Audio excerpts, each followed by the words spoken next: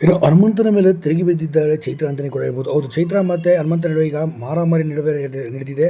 ಇದೇ ಸಂದರ್ಭ ಶಿಶಿರ್ ಕೂಡ ಅಡ್ಡ ಬಂದಿದ್ದಾನೆ. ಶಿಶಿರ್ ಕೂಡ ಅಡ್ಡ ಬಂದ ನಂತರ ಅಲ್ಲಿ ದೊಡ್ಡ ಈಗ ಗಲಾಟೆ ಕೂಡ ಆಗಿದೆ. ಟಾಸ್ಕ್ನ ವಿಚಾರವಾಗಿ ಮಾತಿಗೆ ಮಾತು ಬೆಳೆದು ಶಿಶಿರ್ ಮತ್ತು ಚೈತ್ರ ಮಧ್ಯೆ ಭಾಳ ದೊಡ್ಡ ಮಟ್ಟಿಗೆ ಮಾತು ನಡೆದಿದೆ. ಏನೋ ಮಾಡ್ಕೊಳಕ್ಕಾತಿ, ಏನೋ ಮಾಡ್ತೀವಿ ಹಾಗೆ ಹೀಗೆ ಅಂತ.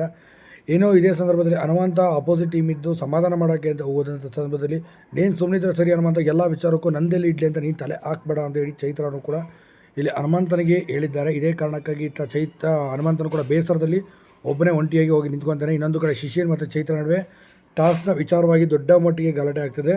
ಯಾರು ಸಾಚ ಅಲ್ಲ ಅನ್ನೋದು ನನಗೆಲ್ಲ ಚೆನ್ನಾಗಿ ಗೊತ್ತಾಗಿದೆ. ಈಗಾಗಲೇ ಆ ಜನಕ್ಕೂ ಗೊತ್ತಾಗಿದೆ ಅಂತ ಹೇಳಿ ಶಿಶಿರು ಚೈತ್ರಾಗೆ ಎಚ್ಚರಿಕೆ ರೀತಿಯಲ್ಲೇ ಹೇಳ್ತಿದ್ದಾನೆ.